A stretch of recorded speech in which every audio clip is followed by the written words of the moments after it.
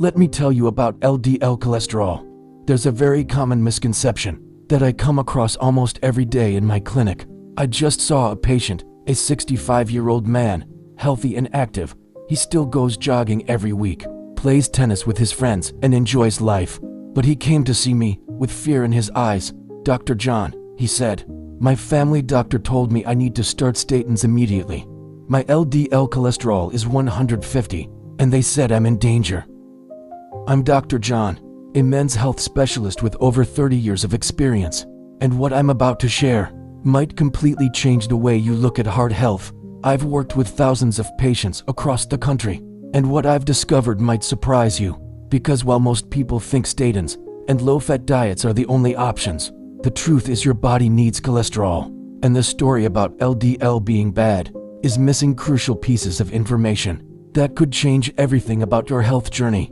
In just a moment, I'll reveal exactly what cholesterol really does in your body, how to interpret your numbers correctly, and why the standard approach might be causing more harm than good, even if you're over 60 or have been told your levels are dangerously high. So stay with me. This could change how you think about heart health forever. Now let's get to the heart of it, the truth about cholesterol, and why everything you've been told needs a second look. Let me start with a story from my own practice. Just last month, I met with a retired school teacher, Margaret, 70 years old, active, vibrant, with the health of someone 20 years younger, but terrified because her doctor saw one number. Her LDL cholesterol was 165, and immediately wanted her on statins for life. But there was something her doctor never checked, something critical that changes everything about how we should interpret those numbers. You see, cholesterol isn't what you think it is, and the story is much more complex than good versus bad. Let's break down what LDL cholesterol actually is, because understanding this changes everything. LDL stands for low-density lipoprotein. It's not actually cholesterol at all. It's a carrier. Think of it like a bus that moves vital building blocks through your bloodstream, from your liver to tissues throughout your body. These building blocks, actual cholesterol molecules and triglycerides, are essential for life itself. They're not villains. They're the foundation of every cell in your body, the backbone of your hormones, the material that helps your brain function. Cholesterol forms the structure of testosterone, estrogen, progesterone, cortisol. Without it, your body simply cannot function. I remember a patient, James, a 65-year-old who came to me, confused and frustrated, because despite following his doctor's orders, taking statins religiously, his energy had plummeted, his muscles ached constantly, and intimacy with his wife had become impossible. When we looked deeper, we discovered something his cardiologist missed entirely. These side effects weren't random. They were directly connected to interrupting his body's natural cholesterol production. You see, statins work by blocking an enzyme that produces not just cholesterol, but also coenzyme Q10, a critical molecule your muscles need for energy, including your heart muscle. This is what conventional medicine often misses: the context, the bigger picture, the way these systems work together. Here's what you need to understand. LDL by itself is not inherently dangerous. It's been vilified without considering the crucial context of your metabolic health. Let me explain something revolutionary that most doctors never discuss with their patients. The relationship between LDL and heart disease completely changes depending on one factor: your insulin sensitivity. When the researchers looked at the famous Framingham Heart Study, they found something remarkable. People with good metabolic health, indicated by higher HDL levels, showed almost no connection between LDL and heart disease, even with LDL levels considered high by conventional standards. But those with poor metabolic health, those with insulin resistance, showed a strong connection between LDL and heart problems. This changes everything about how we should approach cholesterol. Yet most doctors never even check your insulin levels, never evaluate the critical context that determines whether your LDL matters at all. I've had countless patients come to me, terrified about their cholesterol numbers, only to discover their metabolic health was excellent, meaning their risk was dramatically lower than what they'd been led to believe. Think about this logically for a moment. If LDL itself caused heart disease, why don't we see atherosclerosis in veins? The same LDL that flows through your arteries flows through your veins, yet we only see plaque building in arteries, which face much higher pressure and therefore more damage to their inner walls. This suggests something profound, that LDL isn't the cause of damage, but part of the repair process.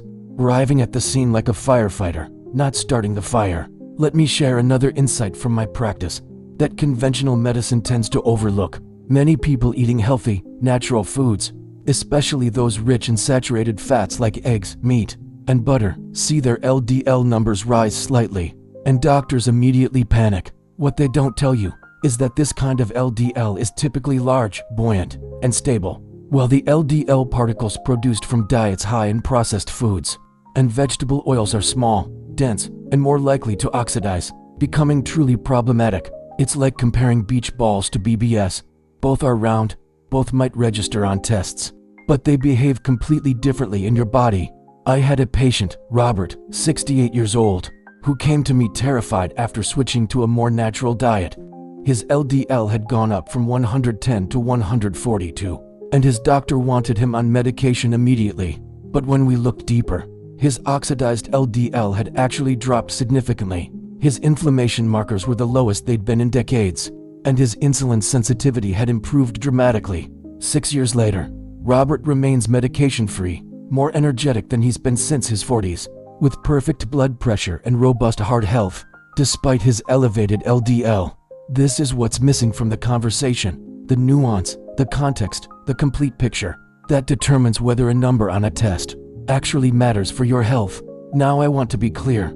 I'm not saying cholesterol numbers are meaningless, or that everyone should ignore their doctor's advice, but I am saying we need a more sophisticated approach, one that looks at the whole person, not just isolated numbers.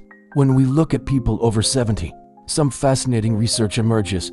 Those with the highest LDL levels often have the best longevity, the strongest immune systems, and the lowest rates of infection. This makes sense when you understand that cholesterol is a vital healing molecule, a critical part of your immune response, and essential for brain health. Speaking of brain health, did you know that your brain contains about 25% of all the cholesterol in your body? It's absolutely essential for neuron function, for memory, for thinking clearly. I've seen patients who, after years on cholesterol-lowering drugs, begin experiencing memory problems, cognitive issues, only to see improvements when we carefully adjusted their approach to cholesterol management. This isn't about rejecting modern medicine.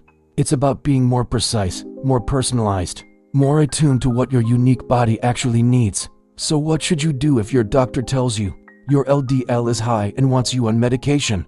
First, ask for more information.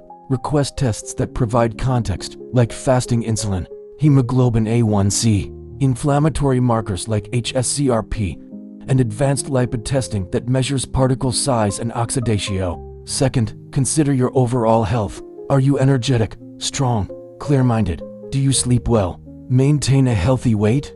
These factors matter tremendously in assessing real risk. Third, understand that statins, like all medications, carry risks and benefits that must be weighed carefully, especially for primary prevention, when you haven't had heart problems yet. I'm reminded of a conversation with a cardiologist friend who privately admitted that for many of his patients, improving metabolic health through diet and lifestyle would likely be more effective than medication. But the system isn't set up to support that approach.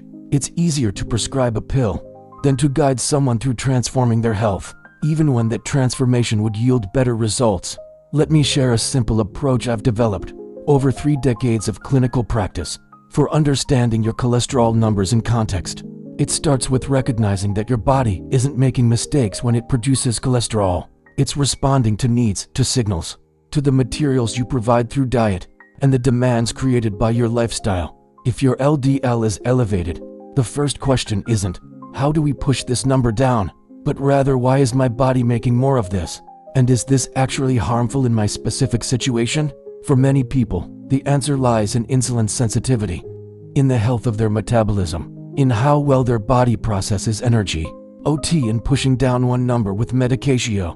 I've guided thousands of patients to improved heart health without statins by focusing on the foundations of metabolic health: real, whole foods, strategic movement, quality sleep, stress management, and thoughtful supplementation when needed.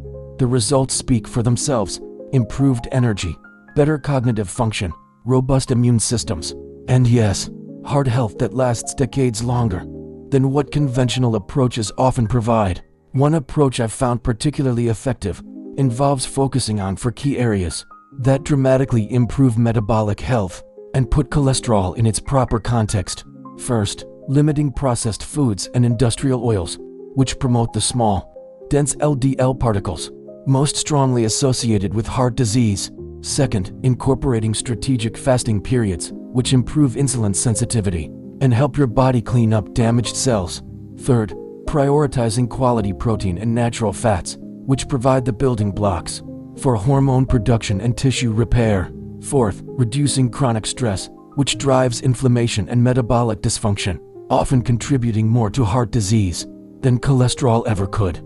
I had a patient, Catherine, 72 years old, who came to me after a decade on statins, suffering from muscle pain, fatigue, and what her doctors dismissed as normal aging. By carefully transitioning to this approach, while monitoring her labs closely, she not only maintained healthy heart markers, but regained energy she thought was lost forever, reconnected with her passion for gardening and travel, and found herself living, not just surviving. That's what proper understanding of cholesterol can do. It can free you from unnecessary fear, unnecessary medication, and help you reclaim vitality you thought was gone. Now I understand this information might contradict what you've heard for decades from well-meaning doctors following guidelines that haven't caught up with our deeper understanding. But I've seen too many patients transformed, too many lives improved, by looking beyond simplified labels of good and bad to the complex, beautiful systems operating in your body.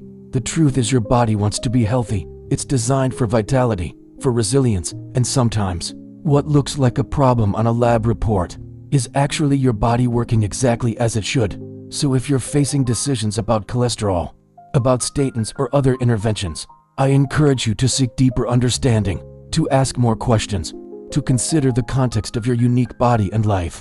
When you understand that cholesterol isn't the enemy, but a vital substance your body needs and uses purposefully, everything changes about how you approach your health. You move from fear to empowerment, from treating numbers to supporting systems, from fighting your body to working with its innate intelligence.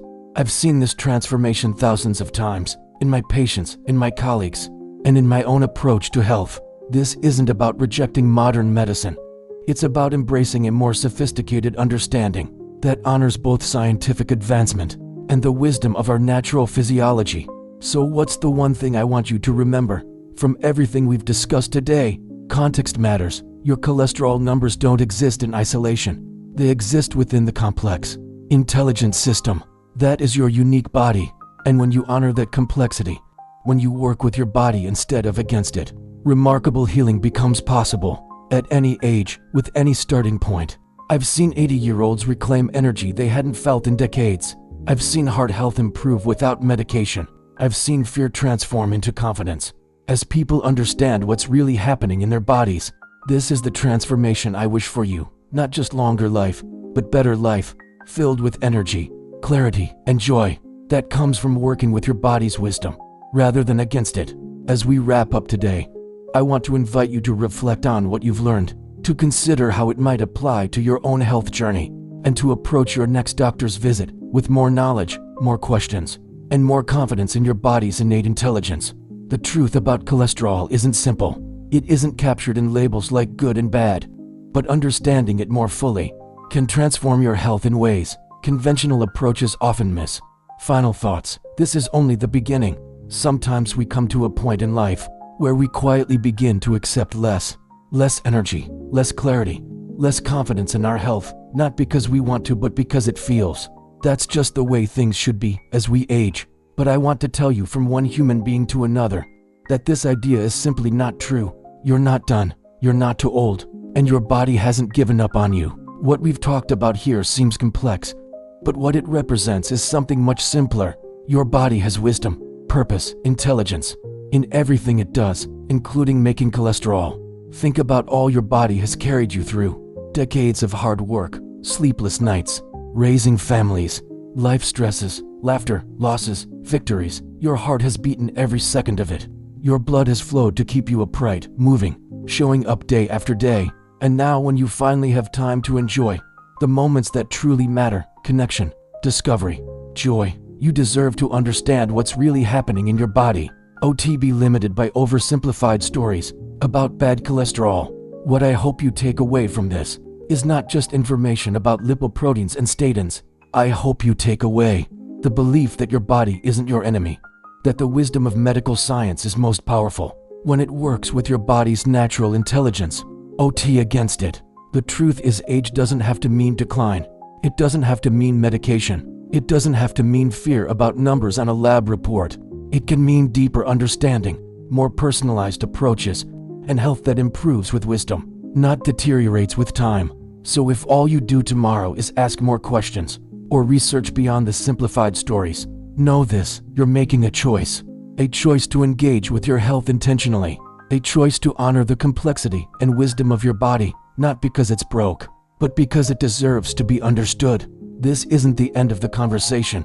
It's the beginning of a new one, a path of greater knowledge, better questions, and perhaps even rediscovery of vitality you thought was lost to time. You've spent a lifetime taking care of others. Now it's time to understand what's really happening in your body, because you deserve health that's built on truth, oversimplified stories. And the best part, that journey doesn't begin with fear about a number. It begins with curiosity, with questions, and with trusting the remarkable intelligence that has kept your heart beating every moment of your life. These lessons are meant to inspire you to live fully and authentically.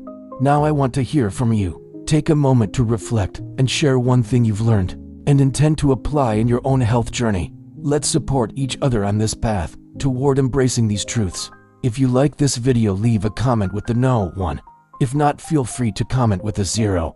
Your feedback means so much to us. Don't forget to like, share, and subscribe to our YouTube channel for more content like this. Thank you for watching, and live life on your own terms.